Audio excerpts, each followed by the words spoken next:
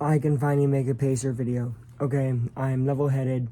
I'm heading to work in about an hour, so I think I finally can get my thoughts straight. And I've thought of things that are wrong.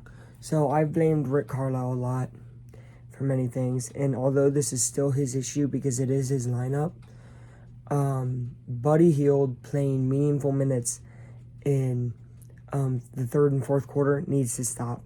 The dude is not a good defender. And if he's not hitting his threes, he's not good at all. So let me explain that, okay? Let me kind of dumb it down, because I had to dumb it down for myself. I was like, wait a minute, maybe there's a reason. So he's thinking, okay, he's going to go down and hit a three, but then he'll let somebody blow by him and get a two, right? So then it's like, okay, well, that's fine. We're making +1 every time. Here's the issue. Whenever Buddy starts to miss threes, then it's +2 on the other end. Uh-oh, another missed three, +2 on the other end. And there's an argument to be made by very few fans, because most Pacer fans realize how bad of a defender Buddy is, and it's killing the team, to be honest. That is, oh, well, Buddy can go crazy from 3 one game. Here's the issue. If Buddy goes and scores 12, but gives up 8, you're still only +4. If he was even making 1 or 2 stops per game down there, it would be huge. I don't see the guy get blocks. I don't see him get steals unless they're basically thrown to him, right? Like the other team damn near throws the ball to him. It's terrible. It's awful. So, Buddy, Miles Turner, before he got hurt, Miles makes me angry because he never plays both sides of the ball aggressive. So he was doing really good defensively, but his offensive numbers weren't there yet, right? Then he turned it up in the offensive end aggressive. He was really going good at really good big men. He played great against Embiid and such, right? But, of course, he gave up like 34 to Embiid because his defense wasn't there. Or he played pretty good against Jokic, but his defense wasn't there. So it's like he needs to be good on both sides of the ball, or we can't be having that either, because then it's, okay, Miles is going to go down and score 2, but he's going to give up 2. So that's just, we're staying stagnant. A player that I really love and would like to see more minutes from, and this might be controversial, you might not even know who he is, unless you've come in the live streams and you've heard me talk about him, is Ben Shepherd, rookie out of Belmont. Ben Shepherd, man, he missed a lot of threes yesterday, and he had a lot of open ones. I get that, okay? But the difference is, on the defensive end, he actually makes stops. And if he's not, making a stop, he makes it so it's passed to another player on the team. So he's doing his job. I really, really love the way he plays defense. It reminds me of how Nembhard was playing aggressive defense last year. Of course, I think Nembhard's offense was better a little bit last year. And Nembhard's starting to find his flow.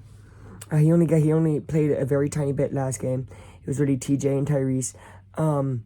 Which brings me to my very next and probably biggest complaint right now, which is the minutes restriction. And obviously, I think a lot of fans don't realize Tyrese is playing minutes restriction because he wants to still be in all NBA contention. So he's doing this so he'll have the 65-game minimum requirement. From what I read originally, they said he would only be on minutes restriction for his first 3 games back. We have seen those first 3 games, and they've looked awful. Not from just Tyrese, but really just from the team, especially when Tyrese is off the court. Actually, Halliburton's been a pretty good freaking defender even lately, which has been interesting. He had 2 steals, 2 blocks the other night. That was really good. I think that was against Boston. I think that was against Boston in the Garden, right? But, of course, you don't play him in the fourth. If Halliburton plays in the fourth, they beat the Celtics, they beat the Knicks. Now, let's get to that Kings game, though. That Kings game was awful from everybody. And I'm going to be real, there's not one person I'm going to excuse. Other than, actually, there is. Benedict Mathurin came back, man. His first game back, and he played phenomenal.